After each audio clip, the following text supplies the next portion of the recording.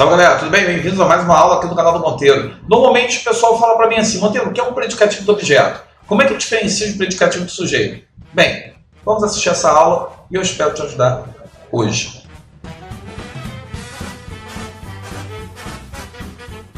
Pessoal, meu nome é Sérgio Monteiro, bem-vindos a mais uma aula aqui no canal do Monteiro. No descanso da UERJ, enquanto a UERJ ainda não escolhe os livros, estamos aqui com língua portuguesa. A aula de hoje eu quero falar de predicativo do objeto, um assunto que normalmente o aluno ele pergunta em sala de aula porque ele traz grandes dúvidas e ele não entende muito o que é o quê.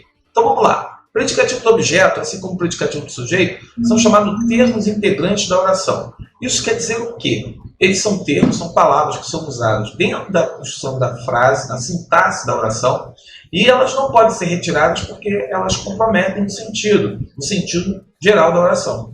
Ora, o predicativo do objeto é um predicativo que só vai aparecer se houver verbo transitivo. Veja bem, para ter objeto, eu preciso do verbo transitivo. Então, o predicativo do objeto ele é condicionado à presença de verbos transitivos.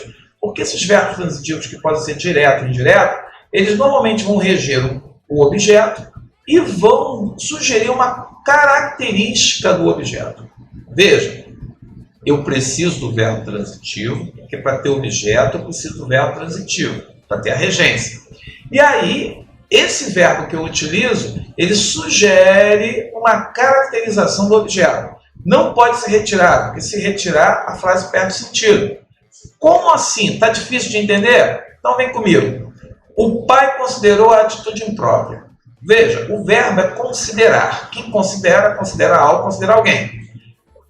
Só que quando eu considerar alguém, tem até um outro sentido. Mas quem considera, considera o quê? O verbo é transitivo direto. Logo, ele rege um objeto. Qual é o objeto da frase? Está aqui em vermelho. A atitude. Veja, eu considerei, o pai considerou a atitude. O pai considerou a atitude o quê? Observe que, ao dizer considerou a atitude o quê, é porque houve algum tipo de julgamento, houve algum tipo de avaliação por parte da atitude. E essa atitude é o quê? A atitude foi imprópria? Era imprópria? Já que o verbo é considerou, eu posso dizer que a atitude foi imprópria. Observe, eu posso sugerir que entre o objeto atitude e o imprópria há o quê? A possibilidade de um verbo que vai indicar o quê? O estado, a característica do objeto. Então aqui, ó, o pai considerou que atitude? Ele considerou a atitude foi imprópria. Olha, imprópria está caracterizando o objeto e ele não pode ser retirado. Portanto, ele é um predicativo do objeto. Ok? Vamos ver outro exemplo. Julgamos. Quem julgou? Nós. Quem julga algo, julga alguém. Eu julguei quem? O réu. Então o verbo é transitivo direto e o réu é objeto direto, porque o verbo é transitivo direto. Agora, eu julguei o réu o quê? Olha aí, de novo eu. Julguei o réu o quê? Então aí o réu é alguma coisa. O réu é culpado. Se o réu é culpado, então veja, o culpado aí está funcionando como predicativo do objeto réu, que é objeto direto. Então, o predicativo do objeto, para ser reconhecido, é importante que você veja que existem verbos que, quando usados, eles vão pedir o predicativo. Que verbos? Considerar, apelidar, chamar com sentido de apelidar, achar, acusar, aclamar, nomear. São verbos que, quando são usados, eles normalmente pedem um objeto e também pedem uma caracterização do objeto. Por isso, eles são chamados, eles serão aí, no caso, antigamente se chamavam de verbos transobjetivos. A NGB acabou com essa especificação, com essa nomenclatura. E aí o que acontece? A gente sabe que ao usar alguns verbos transitivos, eles vão sugerir, eles vão pedir a presença de um predicativo do objeto. Anota a listinha aí e fique atento, porque prova de concurso, prova de colégio, muitas vezes aparece esse tipo de questão. Agora, vamos lá. Alguns alunos me perguntam o seguinte: mas e aí como é que fica o tipo de predicado? Ele é predicado o quê? Verbal, nominal? Ora, predicativo é núcleo do predicado. Então, o que a gente sabe? Se considerar é núcleo do predicado verbal, o impróprio se torna núcleo do predicado nominal. Então, predicado verbo nominal. Se tem predicativo do objeto, é um predicado verbo nominal. Olha aí, você que vai fazer prova do colégio tem que marcar isso aí. Marca que você está diante de um predicado verbo nominal.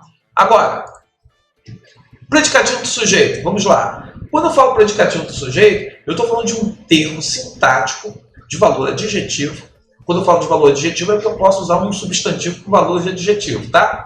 Normalmente, eu vou ter um termo adjetivo no predicado, caracterizando o núcleo do sujeito.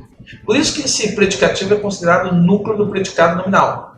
O predicativo do sujeito, ele é núcleo do predicado nominal.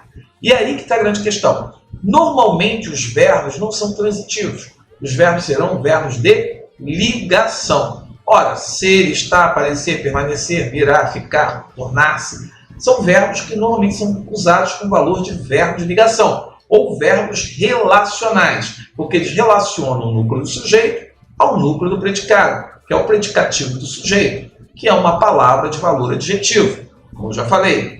Vejamos os exemplos aqui. A menina ficou feliz durante a aula. Observe que o verbo ficar, eu quis dizer que a menina estava feliz durante a aula. Então, o verbo ficar pode ser substituído pelo verbo estar, que não compromete nada. Então, eu já vi que o verbo ficar aqui é um verbo de ligação. Feliz é uma característica da menina que é núcleo do sujeito. Ora, então eu tenho um adjetivo no predicado, caracterizando o núcleo do sujeito, menina, ou seja, ele é um predicativo do sujeito, núcleo do predicado nominal. Fraco, o time continuava. O que eu fiz aqui? Eu peguei a palavra fraco, que era para estar depois do verbo continuar, e coloquei antes. Então, veja, o time é sujeito, continuava, verbo de ligação, e fraco. Fraco é o time, era o time. Então, eu posso trocar o verbo continuar pelo verbo era, e eu continuo dizendo aí o quê? O estado do time. Então, fraco é um predicativo do sujeito, por quê? Porque ele está dentro do predicado, só que ele está invertido, por isso o uso da vírgula, para poder marcar a inversão, tá? Sempre que você desloca um predicativo da posição original dele, que é após o verbo, para antes do sujeito, ou entre o sujeito e o verbo, você isola por vírgulas. Isso é uma regra de pontuação, tá? Então, o time é sujeito, continuava, verbo de ligação, fraco, predicativo do sujeito. Eu botei um outro exemplo aqui, só para poder mostrar para você o seguinte. Cansado, o professor saiu de sala. Veja bem, o verbo sair, ele é um verbo que é um verbo intransitivo, ou seja, ele não tem objeto. Ah, mas de sala é o quê? De sala é o lugar, é a adjunta adverbial de lugar, é de onde ele saiu. Então ele saiu de onde? Da sala, adjunta adverbial de lugar. Saiu, verbo intransitivo. Mas veja bem, o professor estava cansado. Observe que cansado é o estado do professor, não é o modo, é o estado. Se é o estado do professor, então veja, eu posso ter predicativo do sujeito, que é cansado, mesmo não tendo verbo, no caso, de ligação. Preste atenção nisso, toma cuidado, porque muita gente o aluno fica querendo decorar a matéria e fica achando que para ser predicativo do sujeito, obrigatoriamente tem que ter um verbo de ligação. E não. O predicativo do sujeito não depende da presença de verbo de ligação. Essa é uma pergunta muito comum em sala de aula e a galera erra.